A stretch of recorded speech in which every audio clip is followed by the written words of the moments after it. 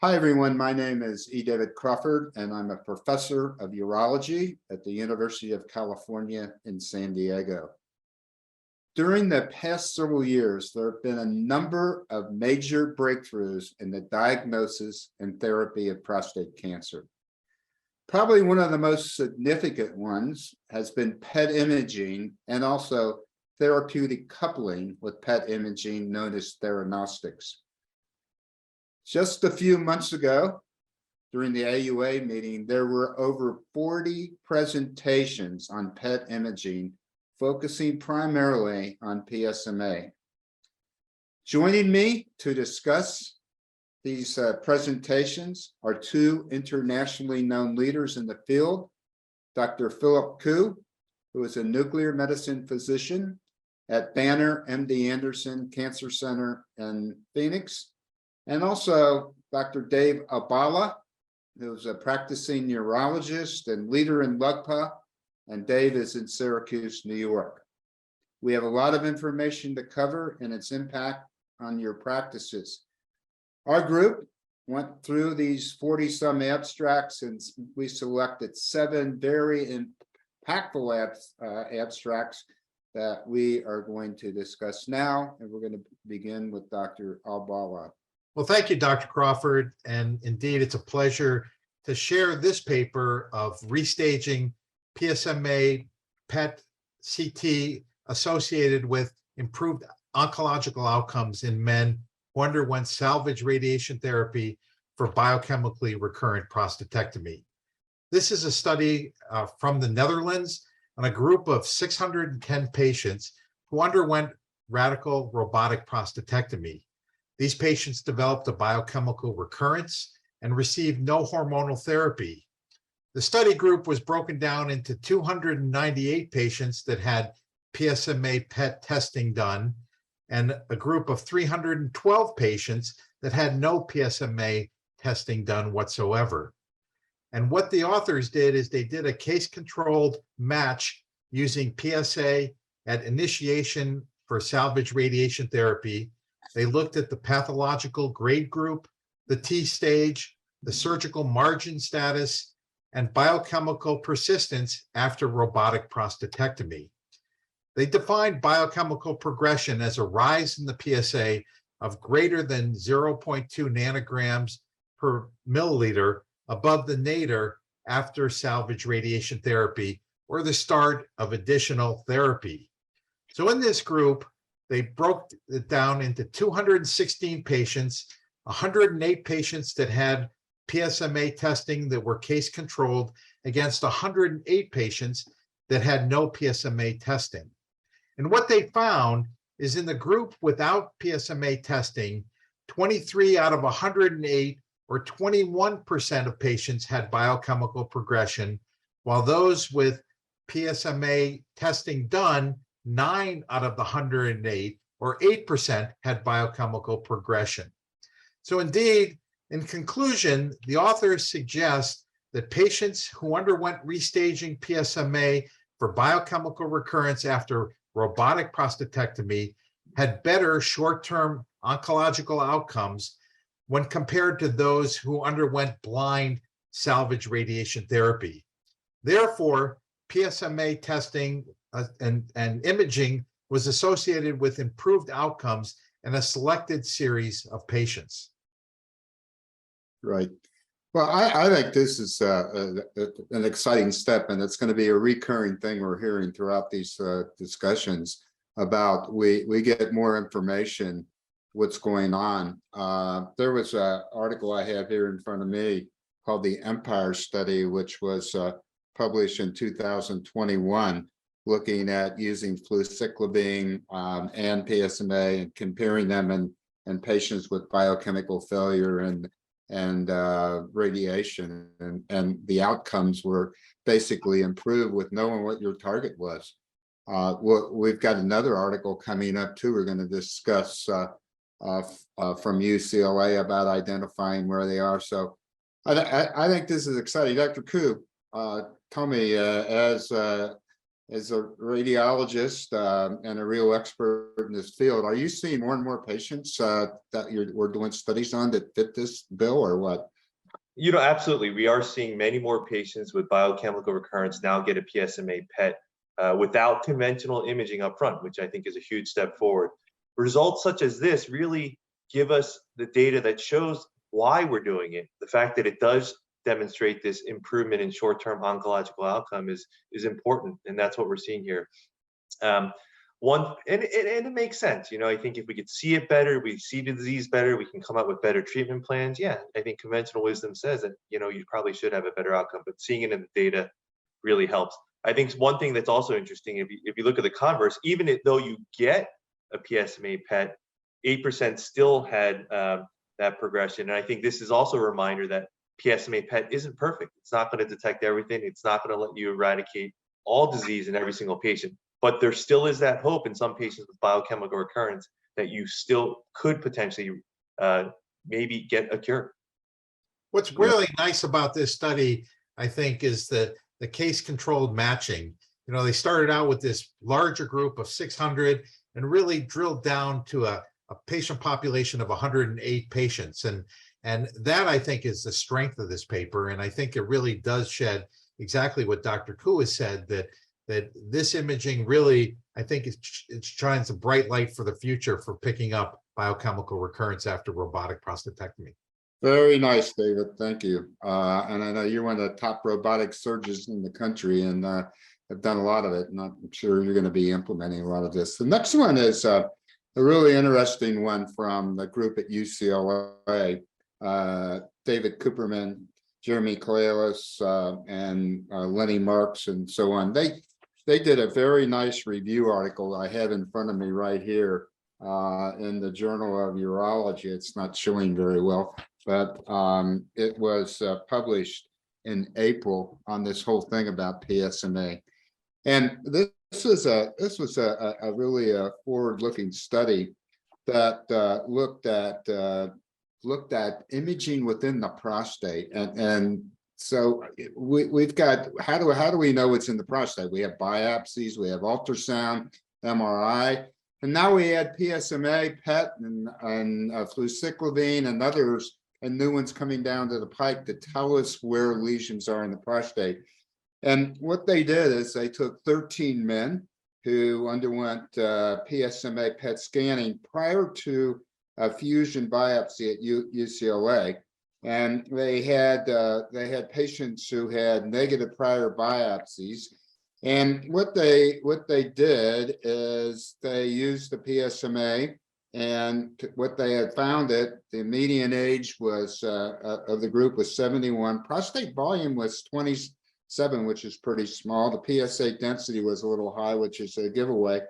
And then what they did is they found that the detection rate, and these people with basically negative biopsies, was 70%.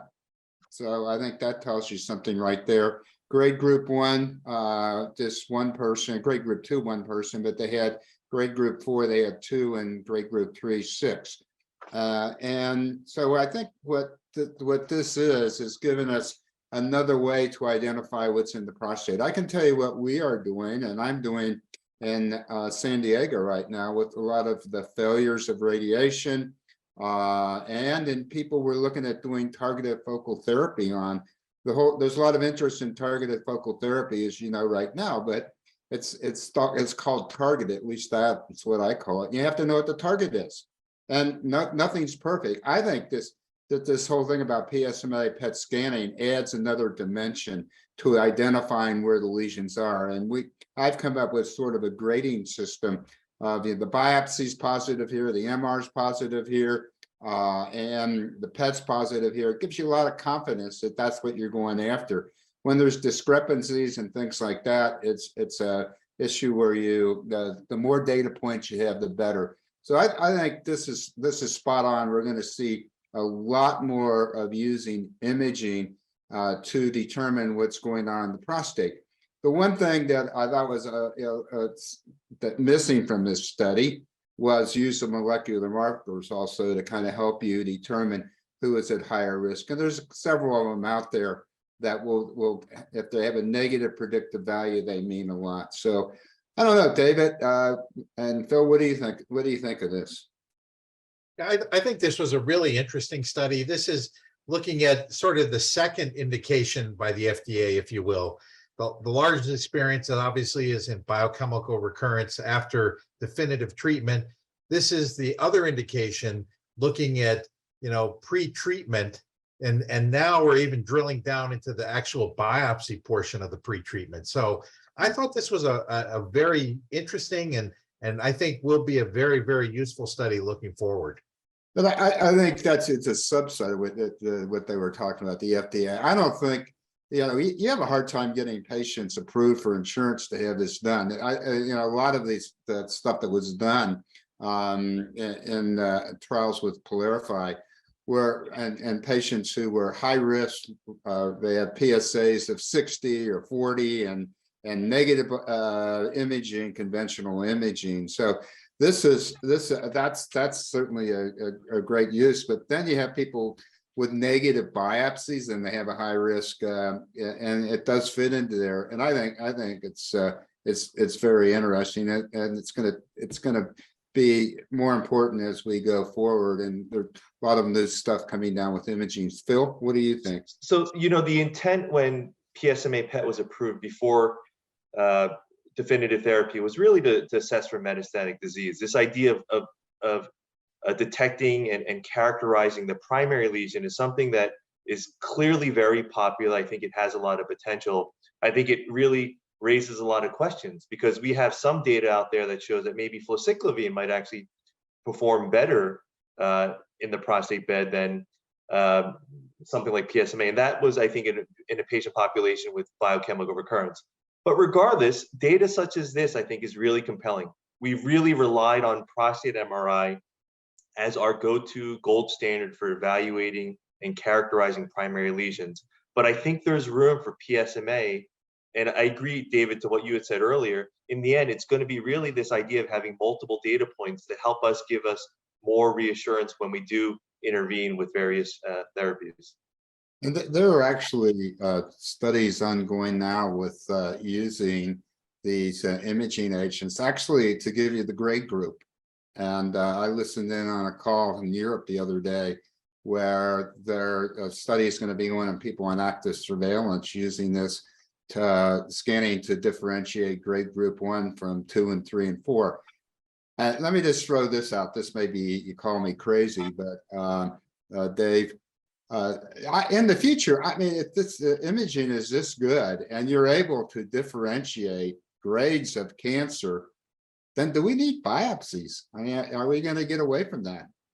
I really think the future is there will be a day that we will be able to diagnose and treat patients without biopsies, and this is one step bringing us closer to that dream of happening.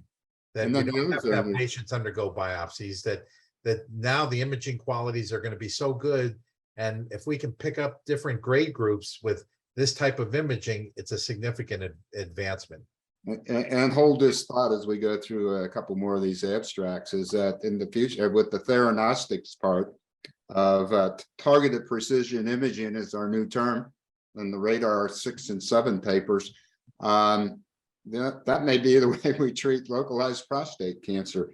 Let's go on to Dr. Koo. Now it's your turn, and Dr. Koo has one on predicting extraprostatic extension.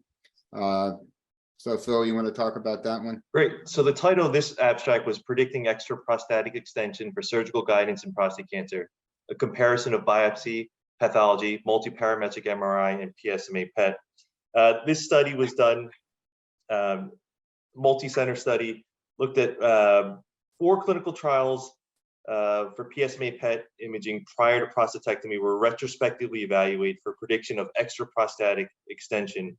They used 2 different PSMA PET tracers, PSMA 11, which is something that we're familiar with from the Telix product, or those who got imaged at UCLA or UCSF, and another product, P16093, which isn't widely available, but I think basically it's the same type of radio tracer.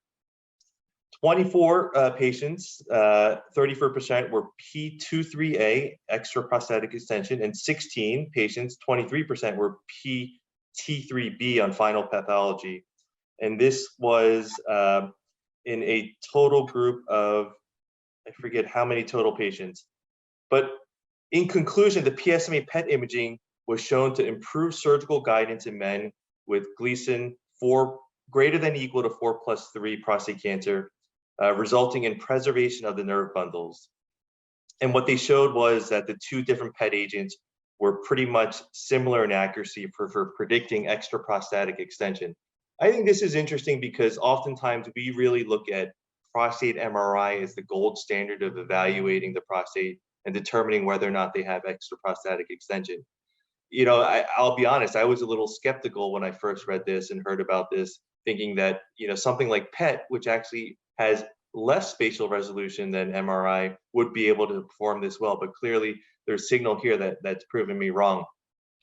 Maybe I'll start with you, David Albala. What are your thoughts on how this can impact your practice moving forward?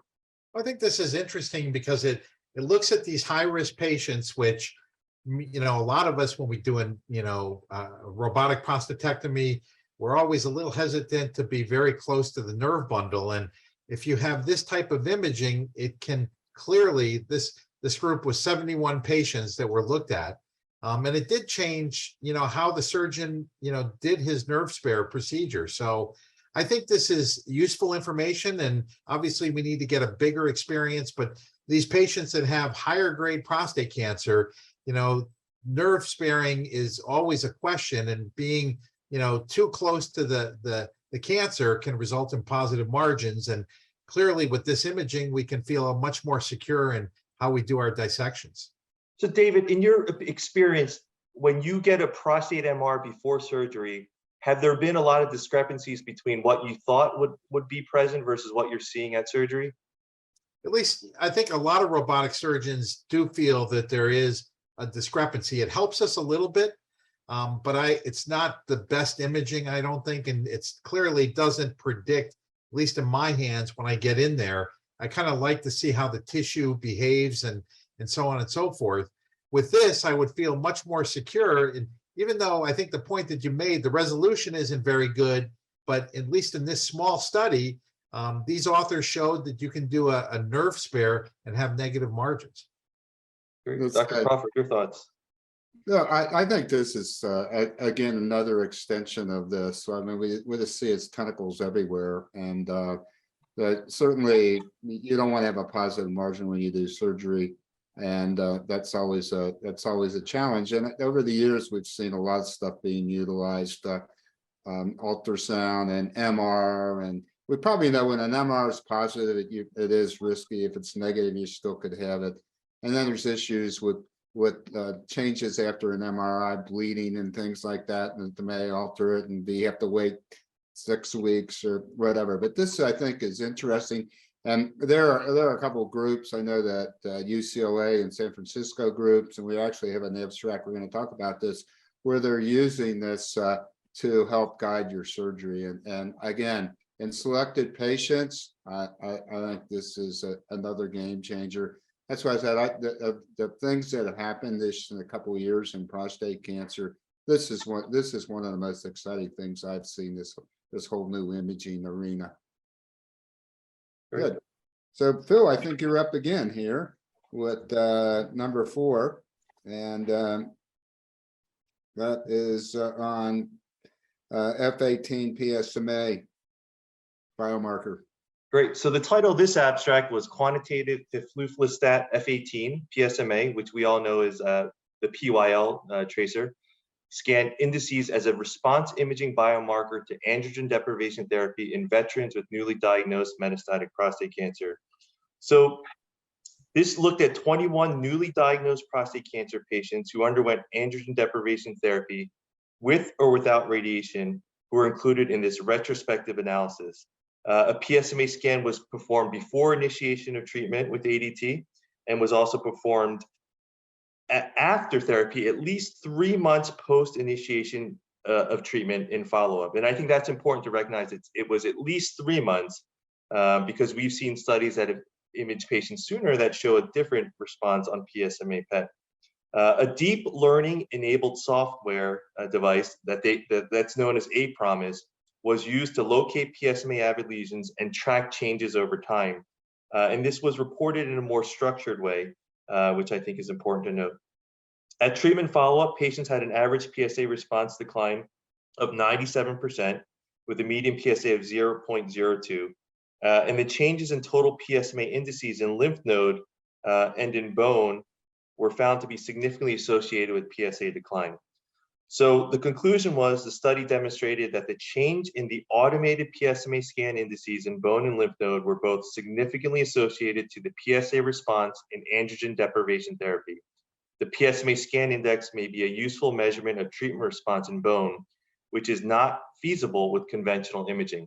So I think there are a few important points to highlight here is the fact that this study shows how PSMA might respond in patients who are receiving ADT. And this is a question that has been asked, and I think there are various sort of responses out there, but clearly in patients, I think, who are getting a PSMA PET, and in this case, at least 3 months, and you're seeing that decrease in PSA, you are seeing that decrease in PSMA expression as well.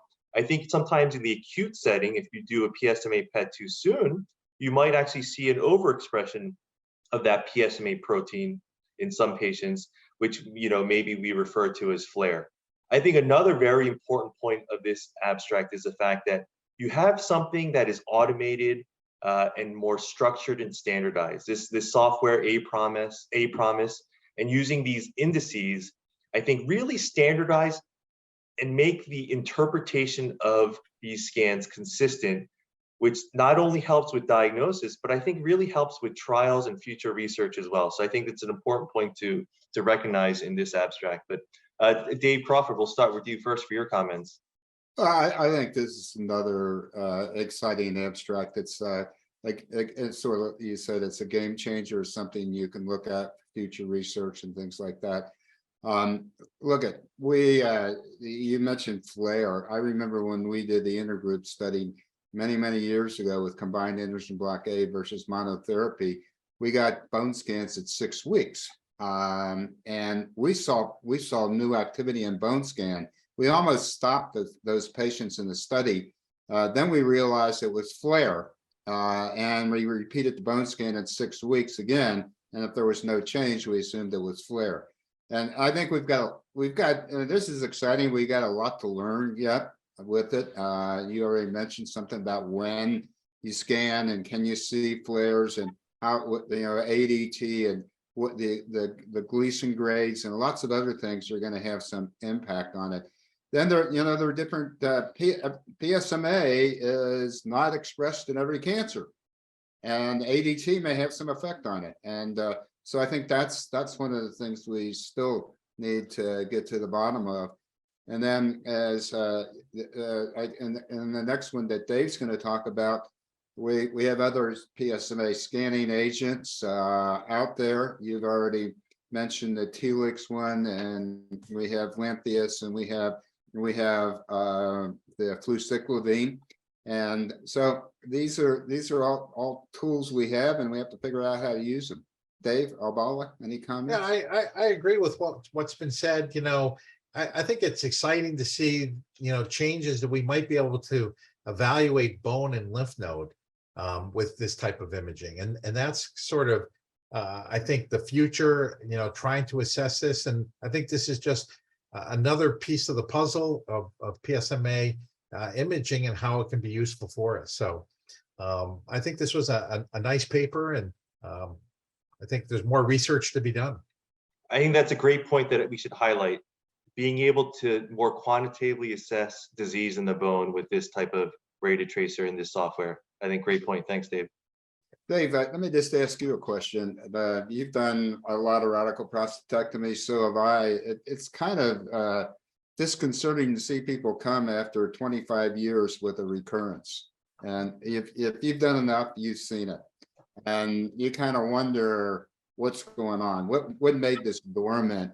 Would we have found it with these new tracers? And You know, what do we do? What's the right thing to do? Well, you know, I think, you know, that's a distressing kind of recurrence when you see these patients that have been done so well and then develop a recurrence.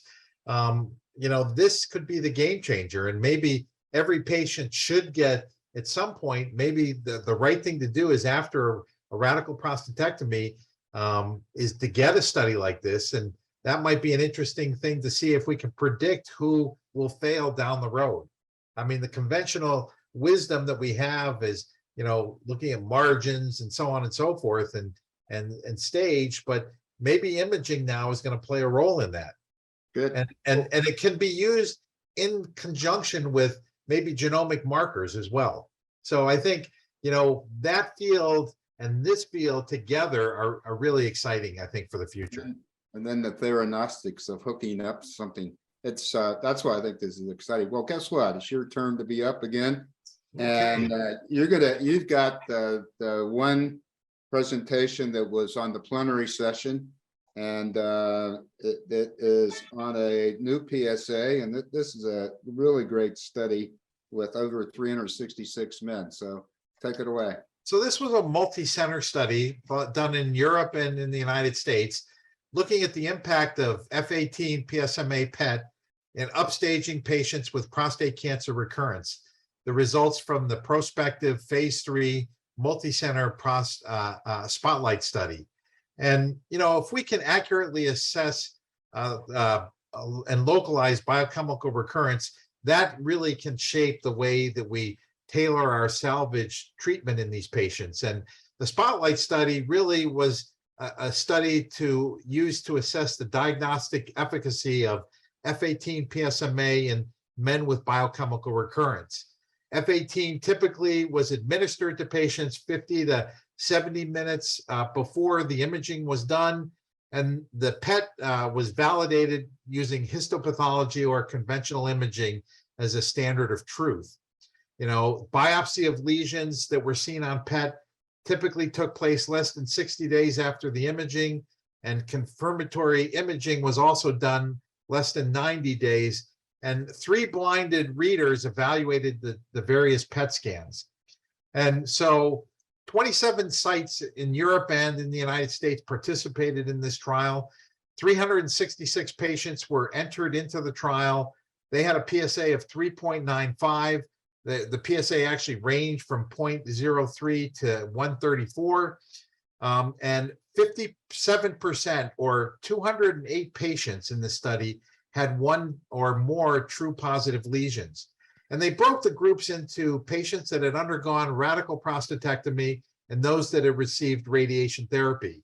And they looked at what the upstaging percentages were. In the radical prostatectomy group, 3 to 8% had upstaging in the prostate bed, 18 to 21% had pelvic lymph node upstaging, and 21% to 26% had other site of upstaging. In the radiation group, 39 to 41% had upstaging in the prostatic bed, 6 to 8% had pelvic lymph node upstaging, and 20 to 30% had upstaging in other sites.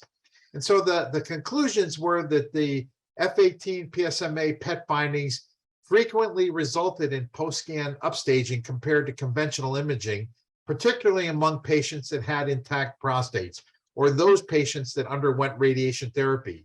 It's interesting when you compare the radical prostatectomy group, which had about a 3 to 8% chance of upstaging, with the radiation group, which was 39 to 41%. It's almost a 10-fold difference or 9-fold difference in those patients that had, radiation therapy as definitive therapy. So I think that this type of PET imaging helps better define disease recurrence and really does shape salvage therapy decisions. A really interesting, robust paper, thoroughly done, blinded. I was really impressed with the ability to look at these patients that received radiation therapy and to find this recurrent disease in those patients. You know, there are a number of different PET agents out there now in prostate, and they've grown since our RaDaR 3 everything when we just had fluciclovine.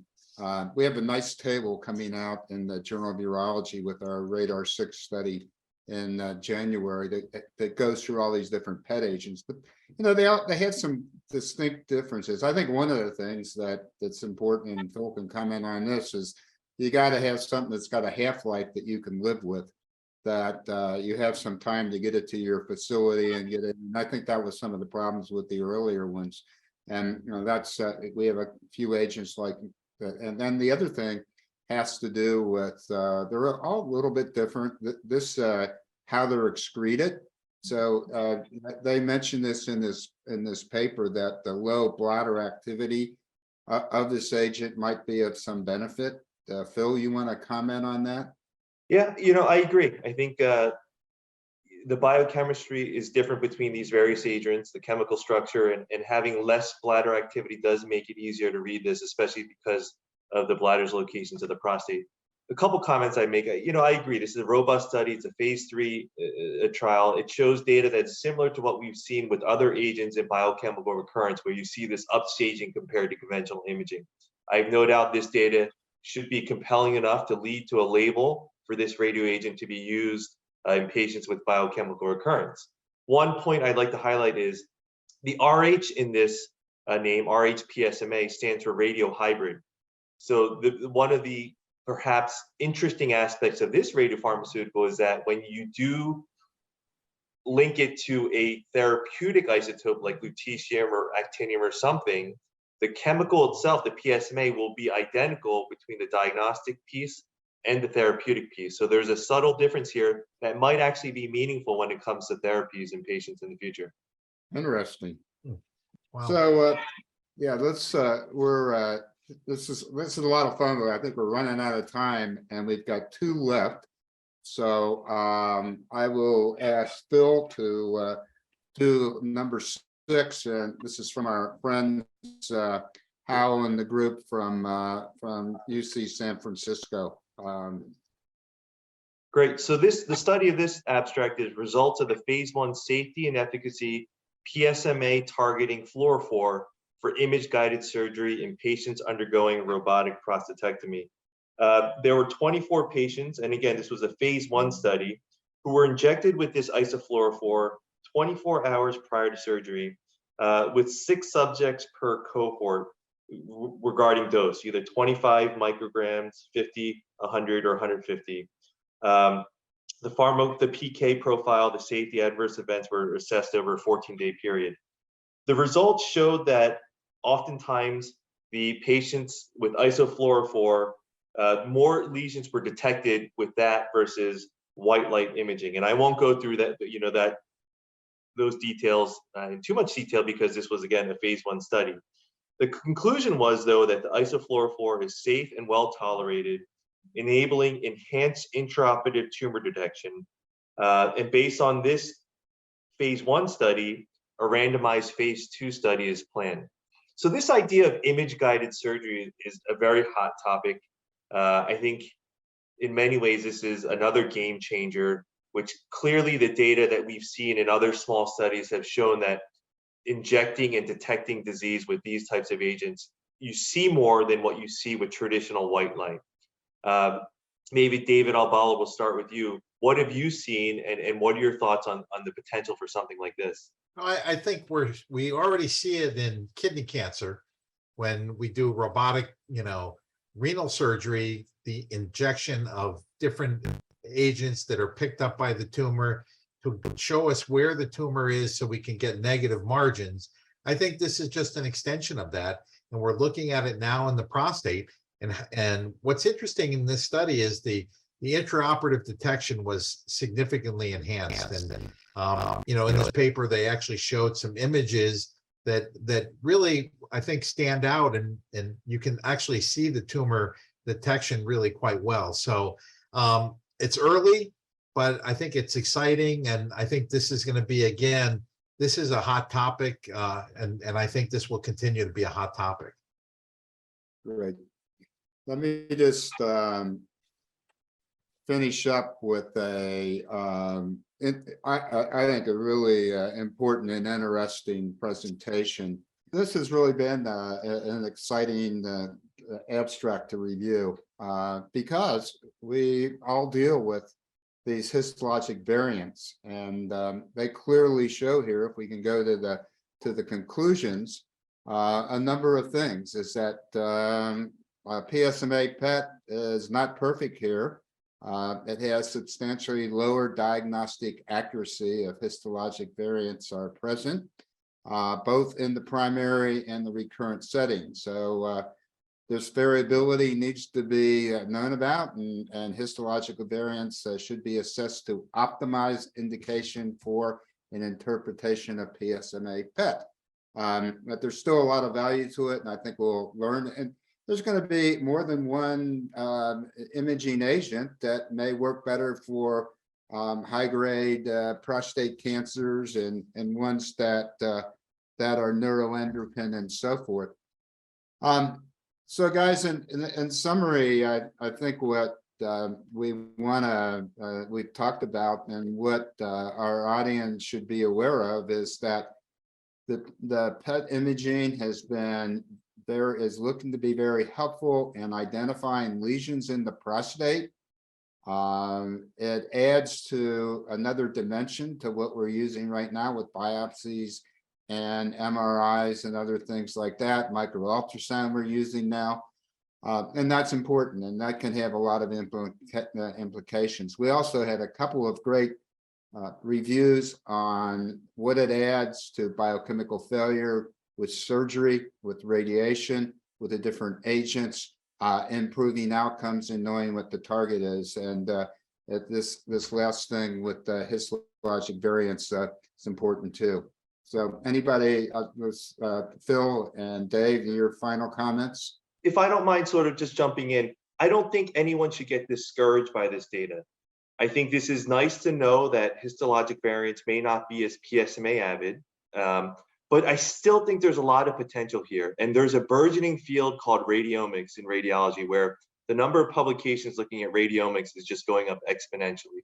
And this is the ability to characterize disease much better using other tools like texture analysis, intensity maps, other data points that are in the images that we can use computing to help unlock some of those characteristics. So to Dave's point that he talked about earlier, this idea of imaging helping us identify the Gleason grades without pathology is real. And something like this, now that we know this about histologic variants, I think it'll help us continue to refine those tools and start looking at other data points that are in the images that'll help us make that diagnosis. Yeah, I agree with Phil. I think, this imaging isn't the holy grail though at this point. And to play the devil's advocate, it was interesting how the PSMA PET had, substantially lower diagnostic accuracy in these histological variants. So I think it's important to understand that if you have a patient with, cribriform disease, they may not respond to PET, imaging down the road. And I think this is an important study because it does show that histological variants are different actors. And I think we need to, again, get more data. Hopefully that data will, with some minor adjustments in some of the different agents, maybe different variants will be picked up with different tracers and so on and so forth. So a nice paper, a pretty robust paper, looking at this histological variants. So we've had a lot of fun. I hate to cut this off. We could go on and on and on. And there were so many great presentations at the AUA, and then the Nuclear Medicine Society, and that just occurred in Europe. And I know, Phil, you're having a meeting coming up. So hopefully we can stay on top of these things and still discuss them. There's just so many exciting things here. I guess if I have to summarize what we've learned and what we've talked about, I think we talked about, and then you guys can comment quickly, that you can image lesions in the prostate that is additive to what we have out there right now. We know that there is clearly a role for this in determining guiding surgery, and they're going to get more information from that, and radiation. That we we heard about the Spotlight trial, the other trial that I mentioned. And so there's a role with radiation and surgery and biochemical failure and what to treat and things like that. And I think there's going to be a big role in here and with focal therapy. And I'm getting a collection of patients right now that looks like that is very helpful. And particularly if you're looking at patients who have failed radiation, where their lesions are, how to treat it, and so forth. Any final comments, Phil? The last comment I'll make is I love the fact that whether it's a urology meeting, a nuclear medicine meeting, radiology meeting, oncology meeting, PSMA is a very hot topic. And I think it really shows how multidisciplinary it is and how we really need to come together to really come with the best uses and find ways to really improve those outcomes. So let's continue that wonderful research across disciplines. And I think we're really going to change and bend the curve here with prostate cancer. Dave? I agree. I think the collaboration is bright. The future is bright, and PSMA imaging is very attractive, and this is going to become state of the art. And I hope the abstracts that we summarized were useful tonight. And a shout out to David for putting this together and letting us discuss things that we really love. Thank you. Well, I want to recognize and thank Lantheus, makers of PYLARIFY, for sponsoring this and really being hands off. As you've seen, we have discussed everything. It's not just been one product and some of the other ones that compete with it. I think it's a wide open space. We got a lot of education to go, and hopefully we can continue getting this trio together and discuss some things coming up after the first of the year. So thank you, everybody, and thank everybody at Grand Rounds in Urology who have helped put this together. So thank you.